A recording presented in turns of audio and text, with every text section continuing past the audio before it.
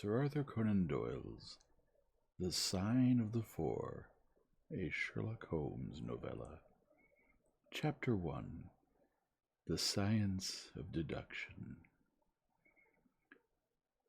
Sherlock Holmes took his bottle from the corner of the mantelpiece and his hypodermic syringe from its neat morocco case.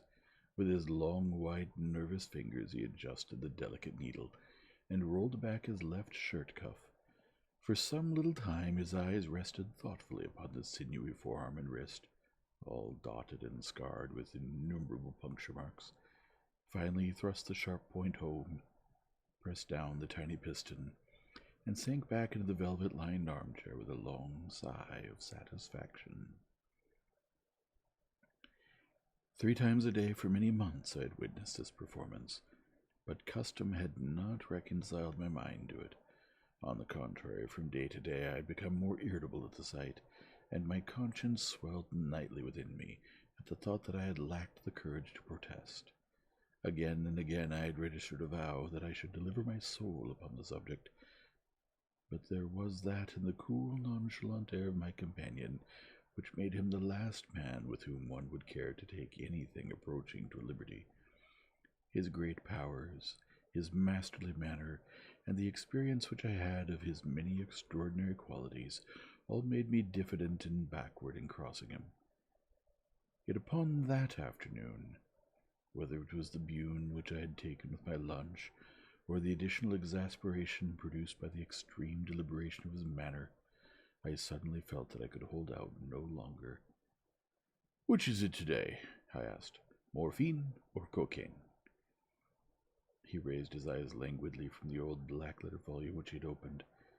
"It is cocaine," he said. "A 7% solution. Would you care to try it?"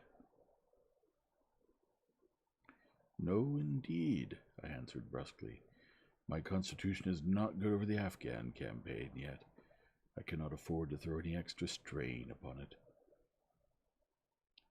He smiled at my vehemence. "Perhaps you are right, Watson," he said. "I suppose that its influence is physically a bad one.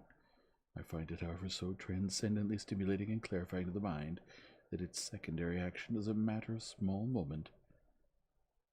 "But consider," I said earnestly. "Count the cost.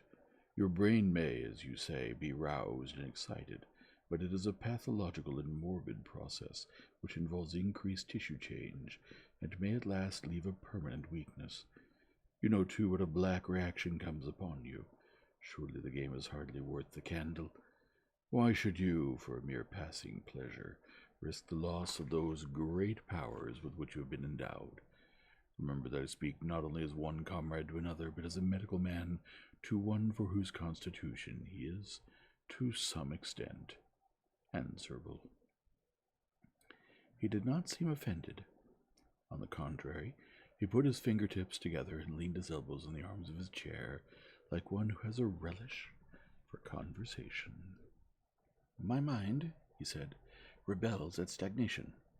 Give me problems, give me work, and give me the most abstruse cryptogram or the most intricate analysis, and I am in my own proper atmosphere. I can dispense then with artificial stimulants, but I abhor the dull routine of existence. I crave for mental exaltation. That is why I have chosen my own particular profession, or rather created it, for I am the only one in the world." "The only unofficial detective?" I said, raising my eyebrows. "The only unofficial consulting detective," he answered. "I am the last and highest court of appeal in detection. When Gregson or Lestrade or Athley Jones are out of the depths, which, by the way, is their normal state, the matter is laid before me. I examine the data as an expert and pronounce a specialist opinion. I claim no credit in such cases. My name figures in no newspaper. The work itself, the pleasure of finding a field for my peculiar powers, is my highest reward. But you have yourself had some experience of my methods of work in the Jefferson Hope case."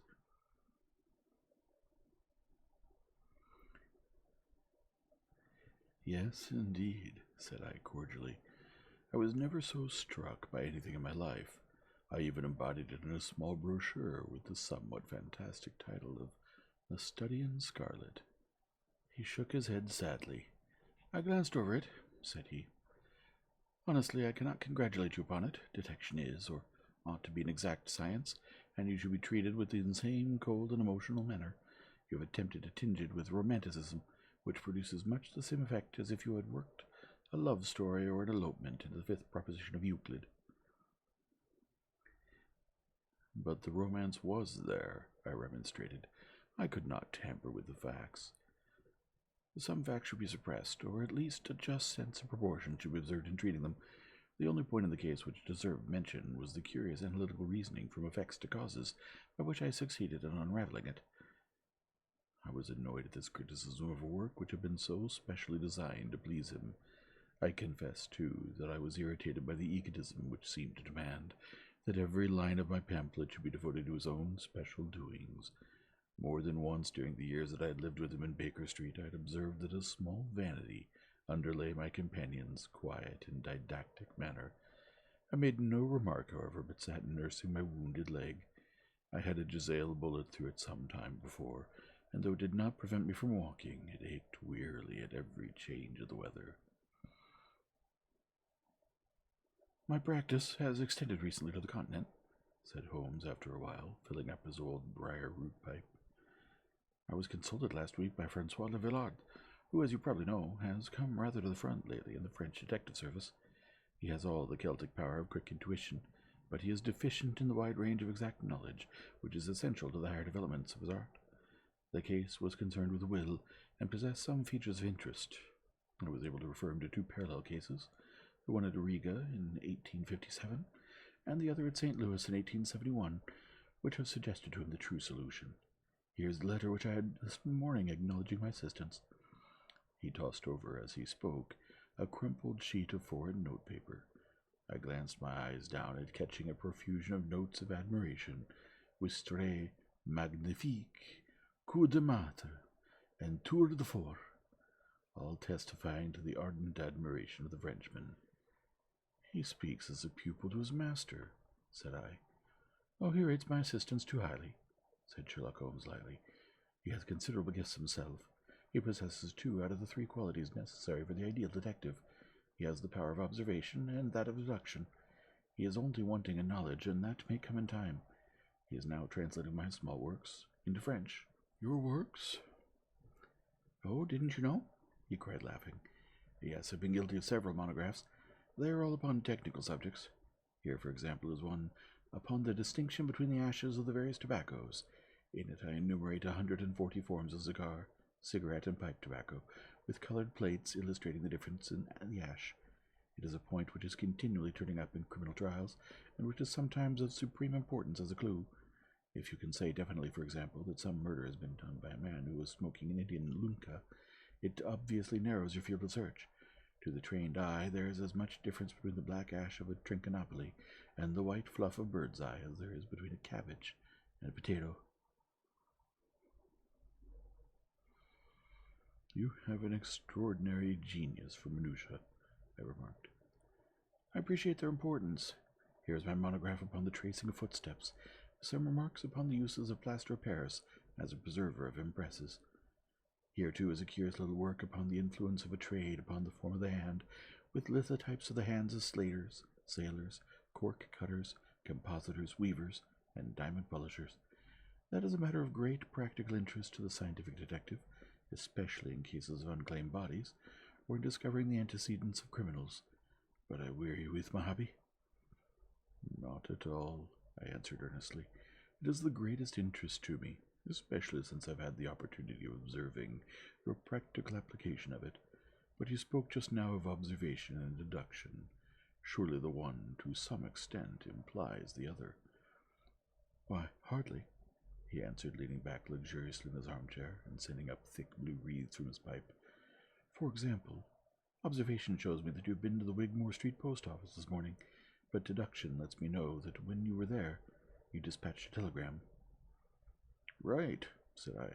Right on both points, but I confess that I don't see how you arrived at it. It was a sudden impulse upon my part, and I have mentioned it to no one. It is simplicity itself, he remarked, chuckling at my surprise. So absurdly simple that an explanation is superfluous, and it may serve to define the limits of observation and of deduction.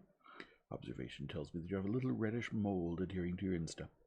Just opposite the Seymour Street office, they've taken up the pavement and thrown up some earth which lies in such a way that it is difficult to avoid treading it in entering. The earth is of this particular and peculiar reddish tint which is found, as far as I know, nowhere else in the neighborhood. So much is observation. The rest is deduction. How, then, did you deduce the telegram? Why, of course I knew that you had not read a letter, since I sat opposite to you all morning. I see also in your open desk there that you have a sheet of stamps and a thick bundle of postcards. What could you go into the post office for, then, but to send a wire? Eliminate all other factors, and the one which remains must be the truth. In this case it certainly is so, I replied after a little thought. The thing, however, is, as you put it, of the simplest. Would you think me impertinent if I were to put your theories to a more severe test? On the contrary, he answered, it would prevent me from taking a second dose of cocaine. I should be delighted to look into any problem which you might submit to me. I have heard you say that it is difficult for a man to have any object in daily use without leaving the impress of his individuality upon it in such a way that a trained observer might read it. Now, I have here a watch which has recently come into my possession. Would you have the kindness to let me have an opinion upon the character or habits of the late owner?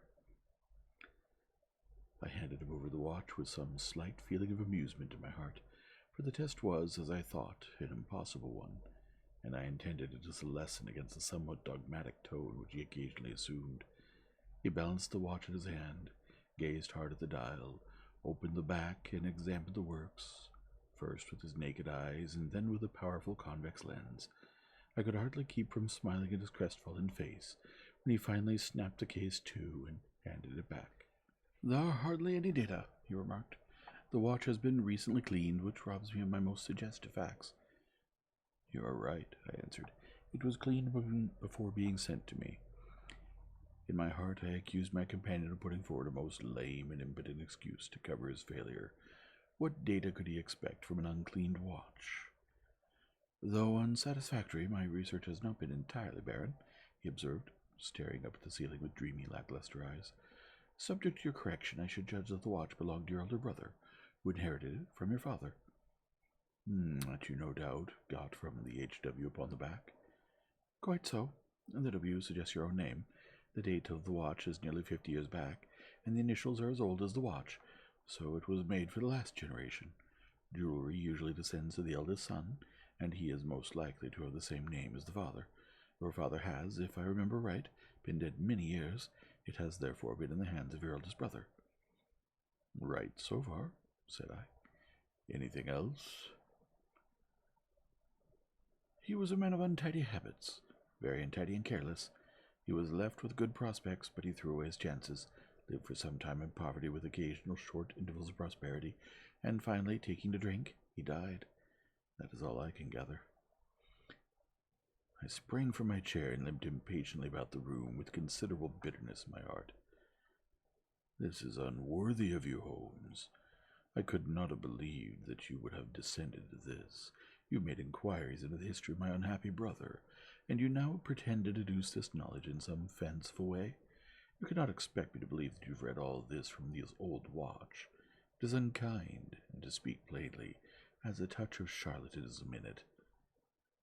My dear doctor, said he, kindly, pray accept my apologies. Viewing the matter as an abstract problem, I had forgotten how personal and painful a thing it might be to you. I assure you, however, that I never even knew that you had a brother, until you handed me the watch.